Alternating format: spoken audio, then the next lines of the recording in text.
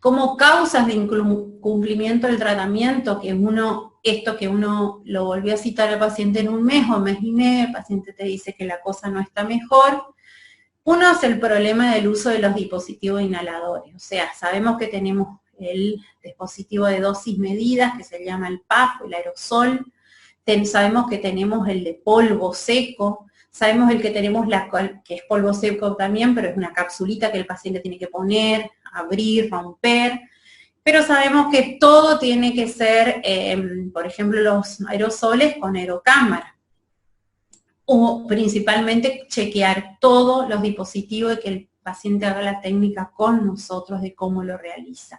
Tiene que traer a la consulta sus dispositivos y mostrarnos cómo lo hace.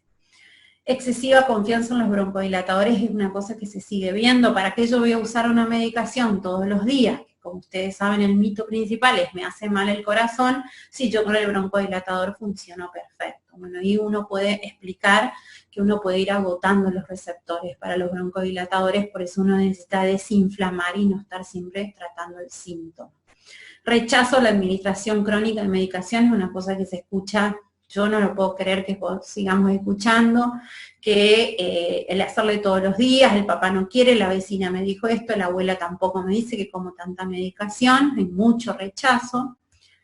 Errores en la interpretación de las indicaciones, es muy importante. Acuérdense, una consulta, cada vez más corta nuestras consultas porque tenemos muchos turnos dados, entonces la interpretación, yo siempre digo cuánto pudo haber captado entre la medicación controladora de síntomas que le enseñamos a usar y cuándo usar el tratamiento de crisis. Son dos medicaciones distintas, dos aerosoles distintas, dos maneras distintas de hacerlo y eso lleva tiempo. Se subestima mucho la enfermedad, es mejor que el chico no vaya a fútbol, a básquet, esté sentado todo el día conmigo y encima no hace la clase de gimnasia con un certificado médico y no que sepamos y aceptemos que es una enfermedad crónica y tratable y controlable. Muchas veces los esquemas son complicados, hay que buscar el esquema más simple para el paciente. Todavía seguimos escuchando y viendo esto, que el chico tiende, sobre todo los más grandes, a hacérselo en la boca. Esto es totalmente incorrecto, tiene mucho depósito en boca, el chico en la mayoría, más los chiquititos, no tienen la técnica para inhalar y llevárselo a pulmón, así que sí o sí, hasta el adulto está indicado hoy que tiene que recibir la medicación con aerocámara.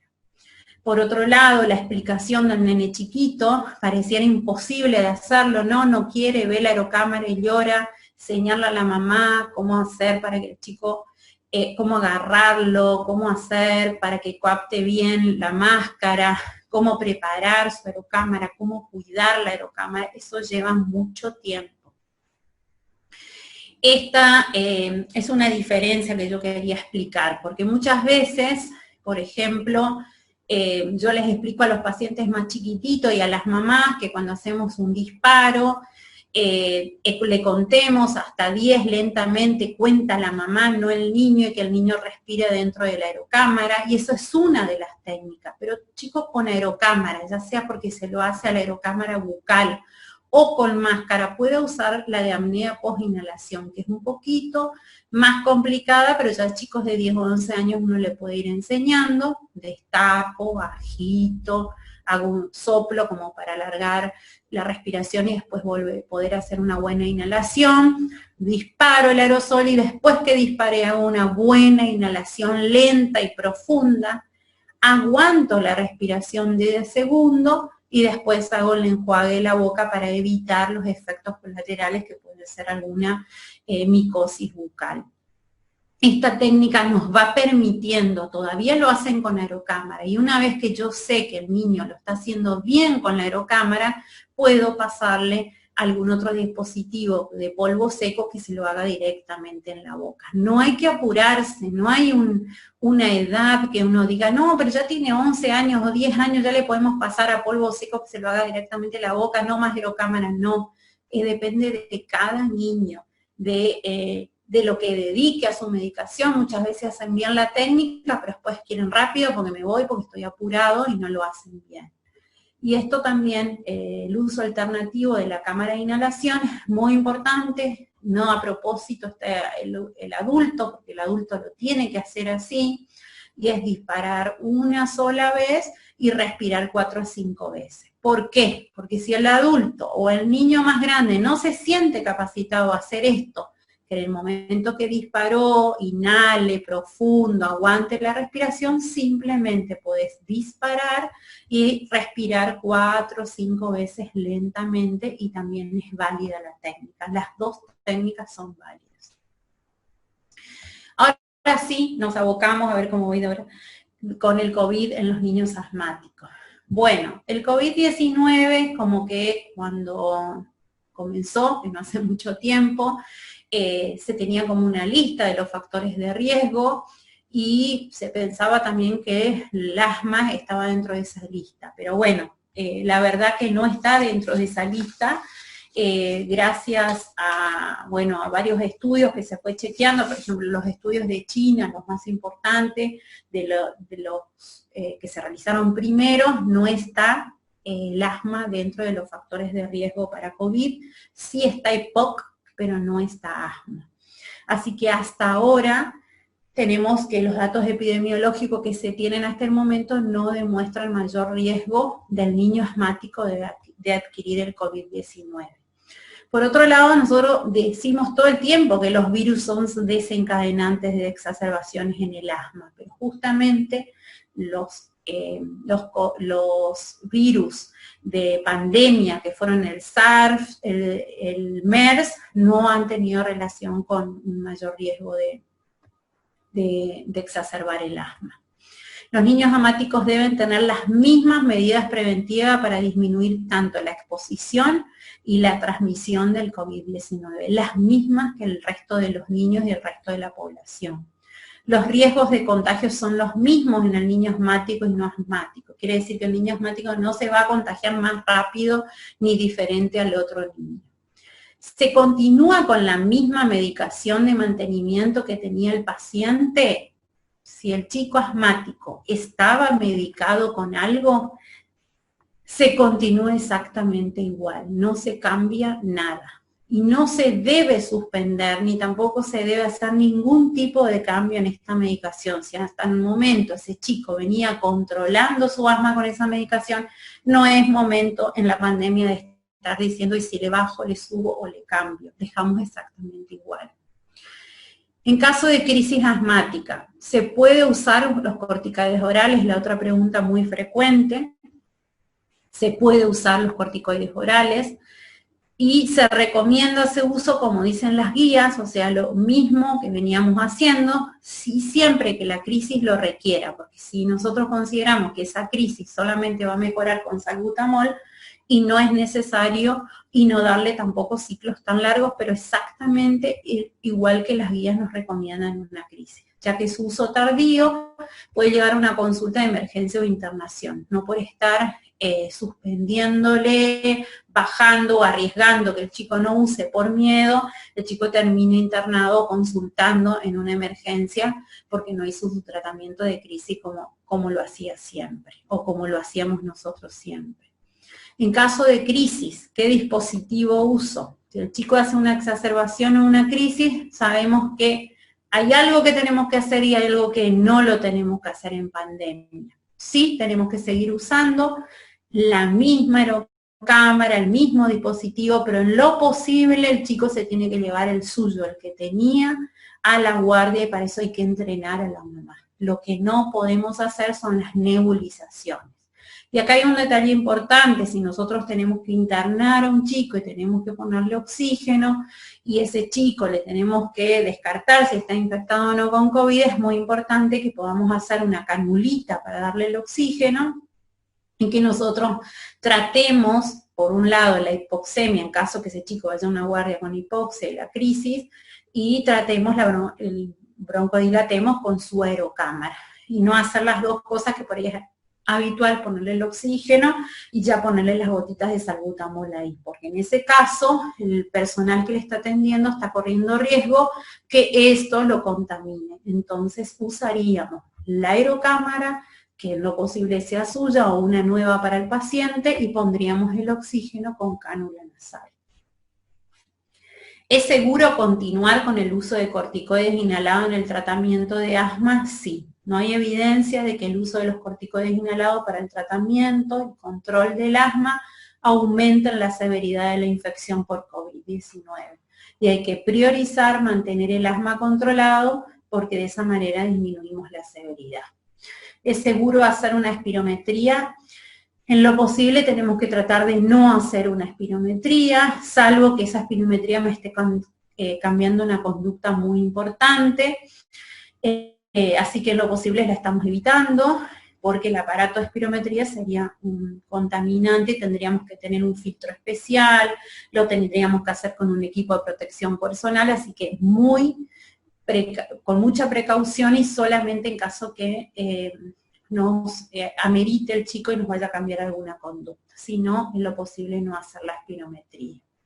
Se debe continuar con la medicación de rinitis alérgica. Sabemos que la mayoría de nuestros asmáticos tienen rinitis alérgica. También la tenemos que seguir continuando. Se debe mantener la misma pauta de tratamiento que esté recibiendo el chico hasta ahora. ¿Es recomendable la vacunación en pacientes asmáticos? Por supuesto que sí, es recomendable las dos vacunaciones, la antigripal y la antineumocóxica. Sabemos que todos los papás enloquecieron en este momento, que era para asma grave, que era para moderado y grave. La verdad que uno no se anima a decir, no, vos sos asmático pero sos leve, no deberías ponerte la vacuna si hay posibilidad, y el paciente, se la puede comprar, que se la compre y se la ponga. Para todos los pacientes asmáticos se recomienda la vacunación antigripal y antineumocóxica. ¿Hay recomendaciones para cuidados de dispositivos? Sí, eso por ahí es más limpieza. De la aerocámara, sabíamos que antes le podíamos decir que por una vez por semana o cada 15 días podía lavar su aerocámara poniendo agua, el agua tiene que ser de la canilla, no caliente ni hirviendo, poner cualquier tipo de detergente, dejo la aerocámara ahí, luego la enjuago con agua común, nunca debajo de la canilla, sino otra vez en una olla con agua limpia, pero ahora podemos recomendar que limpien con alcohol al 70%, tanto los espaciadores, aerocámaras, como los dispositivos que son los aerosoles. Muchas veces más de uno que lo usa en la casa, el primo, el vecino, la abuela, tratar de no compartir el dispositivo, sobre todo de salbutamol o de qué es lo que más comparten, que cada uno tenga el suyo. ¿Podemos ayudar con la teleconsulta al paciente asmático? La verdad que sí, se puede hacer mucho. Podemos identificar la crisis, ayudarle a los papás con la teleconsulta, contame qué te pasó, qué está sucediendo, tiene esto, tiene lo otro. Bueno, pues comenzar con salbutamol, hacerlo, eso lo podemos hacer con una teleconsulta. Le podemos dar las pautas a seguir en el tratamiento de la crisis, cómo hacerlo, cada cuánto, ir chequeando y poder valorar justamente la respuesta que tiene a ese tratamiento de la crisis. También evaluar el grado de control de asma. Sabemos que si el chico hizo una crisis, por ahí este chico no estaba haciendo, acuérdense que es difícil en las vacaciones, en el verano, que el chico siga con el tratamiento controlador de síntomas, generalmente lo suspenden por propios medios, justo en marzo, que es el momento que se empiezan a escolarizar y empiezan las exacerbaciones, vino la pandemia, así que muchas veces este chico está haciendo más crisis porque no está siendo controlado su asma. Esto es un test que uno lo puede hacer con la teleconsulta, está en todos lados, el test ACT, solamente 5 preguntas uno evalúa, qué te pasó en el último mes, en las últimas 4 semanas con tu asma, qué te han impedido hacer, y tiene un puntaje, te han pedido hacer algo, siempre, la mayoría del tiempo, algo del tiempo, suponte que nos contestan que algo del tiempo le ha impedido hacer, sumamos 3, durante el último mes, ¿con qué frecuencia te ha faltado el aire? 1 vez por día, de 3 a 6 veces por semana, 2 veces por semana, volvemos a sumar, y así vamos sumando cuánto nos da. Lo que preguntamos es cuánto le ha interferido en su vida diaria, con qué frecuencia le faltó el aire, con qué frecuencia sus síntomas de asma, y le describimos cuáles son lo despertaron a la noche, con qué frecuencia han usado la medicación de rescate del salbutamol y cómo se considera él que en el último mes está controlado o no su asma. Sumamos todos y si eso nos da 20 puntos o más, sabemos que su asma está controlado, pero si nos da menos, sabemos que es un asma no controlado. Por supuesto que en la teleconsulta ayudamos a todo esto, pero si sabemos que el paciente no se maneja bien o realmente no se lo ve bien, está muy agitado, no, ese chico tiene que ir a una guardia. Esto estamos hablando de síntomas leves o de control del asma. Los niños con asma grave son de más cuidado, sí, son de más cuidado. Sabemos que el asma grave son aquellos que no responden a los tratamientos convencionales, presentan síntomas diarios, diurnos, nocturnos, tienen afectada la calidad de vida, tienen un tratamiento de base que generalmente no les funciona, son de más cuidado. Hoy en día es muy importante para nosotros el control del asma. Todo lo que yo expliqué, el asma persistente, intermitente, con qué comenzamos, le pusimos el corticoide inhalado, lo vamos a controlar, eso es de inicio, con lo que me cuenta cómo llegó mi paciente. Después el grado de control de asma es fundamental. Yo subo o bajo medicación de acuerdo a cuán controlado esté su asma. Y ahí siempre pregunto, ¿qué pasó las últimas 4 semanas? Si hubo síntomas diurnos o no, te despertaste por tos a la noche, tuviste que hacerte salbutamol en algún momento, te pasó que cuando corrías o jugabas te agitabas o tosías, y de acuerdo a si el paciente me dice que nunca tuvo ninguno de estos síntomas, sabemos que el grado de control es el adecuado. Si me dice, sí, me pasó que 1 o 2 de estos ha aparecido, ya sea limitación en la actividad física o síntomas diurnos, ese paciente está parcialmente controlado y hay que subir un escalón en la medicación. Y en el caso que haya tenido 3 o 4, casi todos los que nombré le ha pasado, su asma está no controlado. Si necesita medicación de rescate más de 2 veces al mes, necesitamos subir el escalón de medicación. Esa es una de las cosas que las guías GEMA de este año lo ponen, y generalmente es muy fácil porque uno le pregunta, ¿tuviste que usar el salbutamol? Y la idea hoy en el asma es no tratar los síntomas, sino la inflamación. Entonces nos dice que sí, que ha usado ese salbutamol más de 2 veces al mes, nosotros tenemos que considerar aumentar la dosis del corticoide inhalado o agregar un broncodilatador de acción prolongada o un antileucotrieno. El control del asma se refleja en la calidad de vida. Si el chico no tiene una buena calidad de vida, su control de asma no es el adecuado. ¿Qué nos dice la Asociación Argentina de Medicina Respiratoria con respecto al asma y la pandemia? El coronavirus no busca a los asmáticos, como a otros tipos de enfermos. Pero por las dudas, vos no busques al coronavirus. Debes cumplir con el aislamiento social y preventivo. Y por favor no dejes de consumir tu medicación para el asma. Cumplí con el aislamiento social y preventivo.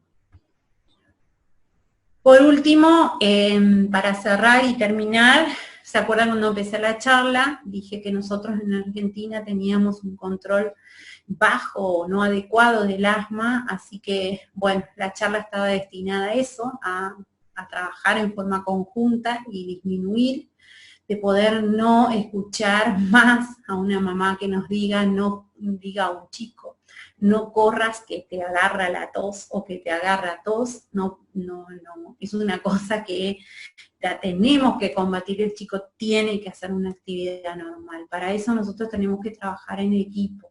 El trabajo en equipo son los papás, la familia, nosotros como pediatra, como neumonólogos y el niño. El niño es impresionante como entiende, reconoce sus síntomas, se sabe tratar y muchas veces hace acordar a la mamá que se tiene que hacer el aerosol a la mañana y a la noche y cómo se lo tiene que hacer. El niño asmático puede y debe realizar actividad física con un control adecuado de sus asmas. Yo quiero más niños asmáticos corriendo y jugando. Me da mucha pena cuando el niño está sentado, cuando te dice que quiere jugar fútbol y no lo puede hacer. Y sobre todo tiene una calidad de vida limitada, no puede ir a una pileta. Acuérdense que la mamá a ese niño ya le pone, no, él no puede ir a la pileta, los hermanos sí, pero él no, él la cumpleaños no, y si va tiene que estar sentado, no, subirse a la cama elástica, no, bueno, son todas cosas que uno va escuchando y deberíamos escuchar mucho menos. La mayoría de los chicos se pueden controlar sus síntomas con una buena medicación controladora de síntomas y lo debemos lograr para que él tenga una buena calidad de vida. Muchas gracias.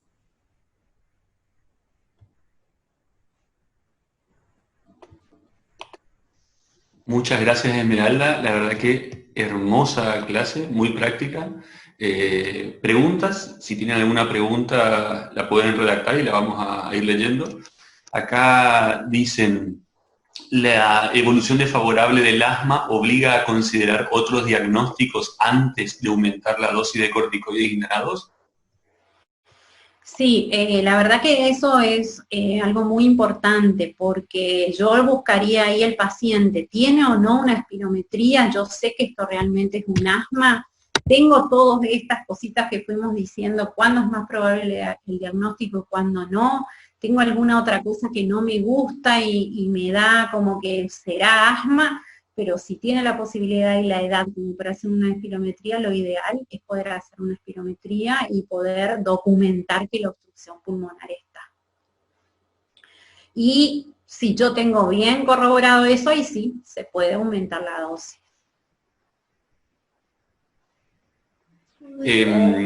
Otra pregunta, con respecto a lo que nombraste de higiene de los materiales, la aerocámara con alcohol, que hoy tenéis esa recomendación, viste, entre lo que se hacía agua jabonosa o actualmente con alcohol, con respecto a la durabilidad de los materiales, sobre todo de la aerocámara. Sí, una de las causas por la que no le pasábamos alcohol es por la estática de la aerocámara. Sabemos que las aerocámaras de plástico, cuando uno empieza a hacer los aerosoles, lo primero que hace es irse a las paredes, gastamos un montón de dosis. La recomendación es siempre, antes de empezar a usar tu aerosol, disparar 3, 4 veces adentro para que ya cubramos las paredes y nos queda como esa cosa opaca. Y siempre le decimos a la mamá, no pases el alcohol porque eso es polvo que necesitamos para que la próxima medicación pase directamente al paciente. Pero en caso de pandemia necesitamos decir que lo higienice. Si lo pudieran hacer con agua es mejor, pero el con agua es todos los días y el agua no es meter abajo de la manilla, sino con la olla. Así es como que estamos haciendo una excepción y dando prioridad por el coronavirus a que pase. De todas maneras no lo van a hacer todos los días, pero bueno, la recomendación sí. Eso salió en la Asociación de Medicina Respiratoria con alcohol y bueno, podemos hacerlo con agua y jabón también. Y por supuesto que no va a durar mucho menos la aerocámara y la vamos a tener que cambiar. Eso es algo importante, una aerocámara no dura más de 2 años. Eso es importante, muchas veces las mamás contentas te trae la aerocámara, pero era del primo que después se lo pasó al otro primo y tiene 10 años la aerocámara. Esa aerocámara no sirve. Y si miramos y esas valvulitas están viejas, rotas, le decimos que no, que tiene que comprar una nueva. Hola Esmeralda, soy Natalia, ¿cómo estás? Bien, bien, Natalia. Excelente la clase. Bueno, me queda la duda con el tema del Monte Lucas. sí. En general uno dice primero el corticoide inhalado Sí. Y asociar después, según la evolución del paciente, el Monte Lucas. Sí. Pero veo indicaciones que empiezan con el Monte Lucas en pacientes con diagnóstico de asma antes que el aerosol. Sí. Y no lo entiendo, digamos, cuál sería la indicación o en qué paciente, digamos. Sé que en los que tienen rinitis alérgica está indicado el Monte Lucas porque ayuda mucho, pero en el asmático, ¿iniciar con Monte Lucas es correcto o cuándo lo hago? Sí. El de primera línea es el corticoide inhalado, pero si yo tengo un chico que la mamá se resiste a darle el corticoide inhalado y tenemos, y yo siempre le digo, prefiero la sinceridad, ¿lo vas a hacer o no lo vas a hacer? Y no, doctora, la verdad me da miedo, uno le pone el Montelukast, que es el de segunda línea y sí se lo puede colocar solo, está bien la indicación, pero si yo tengo que elegir, el de primera línea es el corticoide inhalado, y sí es una opción en un paciente adolescente, rinítico, y con controles, por supuesto, que venga al mes y medio, y si está solamente con el Montelukast, ver la evolución de la enfermedad, y si no, no queda otra que agregar el corticoide inhalado. Súper. Y la otra, y te dejo, en los pacientes que tienen el tratamiento con los corticoides inhalados más los broncodilatadores de larga duración, ¿se suspende en la crisis? Porque conozco neumonólogos que lo hacen y otros que deciden continuarlo en las crisis. Sí, es una gran pelea. Yo soy más de la escuela del Garrahan, y la escuela del Garrahan es de por ahí no suspenderlo porque el paciente se hace mucho lío, eso se le complica el esquema, se olvida que lo tiene que volver a usar nuevamente. Entonces yo personalmente trato de decirle, sigamos usando como está, y se agrega el salbutamol. Sabemos también que ahora las nuevas guías van a escuchar mucho, ahora hay muchas charlas, sobre todo de GINA del 2020, porque desde el año pasado que el GINA, digamos, incorporó que uno puede usar esa medicación controladora de síntomas que tiene el broncodilatador de acción prolongado para controlar la crisis, justamente para evitar esto, que el niño no se haga lío entre las dos medicaciones. Pero yo personalmente prefiero dejar como está su medicación controladora de síntomas y agregarle el salbutamol. Pero digamos que sí, hay mucha línea que suspenden y no está mal. Simplemente recomendar a la familia que una vez que terminó el tratamiento de salbutamol, incorpore por favor su medicación controladora de síntomas. Y en ese caso el salbutamol, tener en cuenta en el horario cuando lo hago. Yo la verdad que no los enloquezco mucho con eso, porque acuérdense que ahora el tratamiento de crisis es mucho más que 2 PAF. Ya es 3 o 4 si la crisis es muy importante, e incluso cuando se le ha ofrecido o hay la opción de hacerle con el mismo preventivo la medicación de rescate, se le hace 2 PAF y no pasa nada. O sea que yo generalmente no le hago la recomendación para no crearle más lío, pero también se ven neumonólogos que le hacen el distanciamiento, pero provoca mucho caos, porque desde el preventivo te hiciste a las 8 y después yo personalmente no les hago mucho lío, digamos. Súper, gracias. Están levantando la mano, no sé si alguien más quiere activar su audio y hacer una pregunta.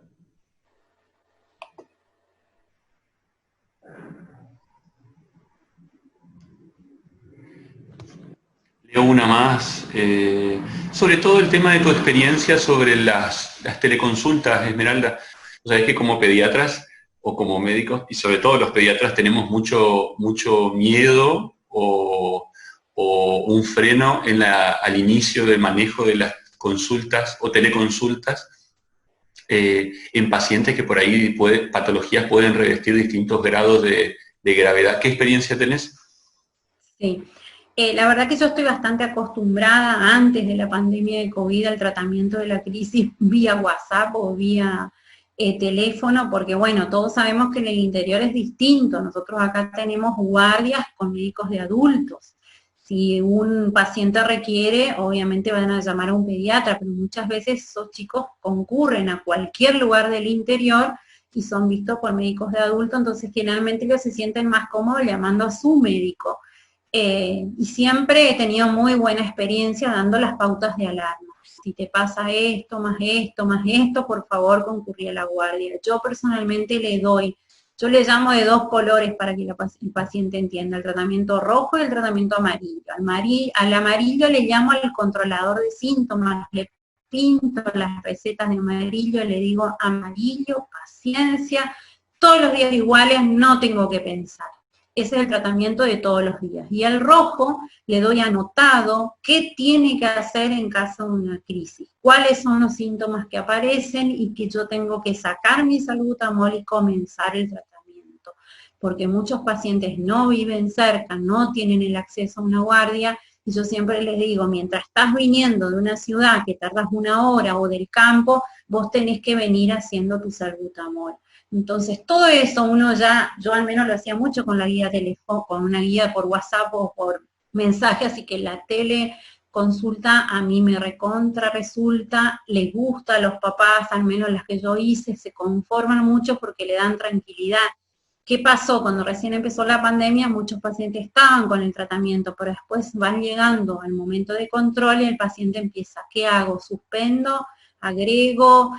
¿Cómo sigo? Y ahí es donde la teleconsulta también ayuda mucho. Y ante la duda, cuando uno ve que el síntoma es muy importante, puede volver a controlar a la hora o la hora y media cómo te fue con el tratamiento de crisis, pero para el controlador de síntomas funciona muy bien, que son para los corticoides inhalados. Al menos a mí, hasta ahora me han funcionado. ¿Alguna otra consulta? ¿No? Bueno, te queremos dar las gracias, Esmeralda. La verdad que una clase muy práctica, muy didáctica, muy linda. Todos los mensajes son de felicitaciones. Te agradecemos mucho. Y bueno, los esperamos en las próximas actividades. Las vamos a realizar todas vía Zoom. Pueden contar con el mismo ID y contraseña para todas las actividades. Ya no tenemos más límite de tiempo. Eso es bueno, así que ya no vamos a tener más los accidentes de conexión y desconexión que tuvimos antes. Les damos las gracias a todos y nos vemos en la próxima actividad. Muchas gracias. Bueno, gracias a ustedes.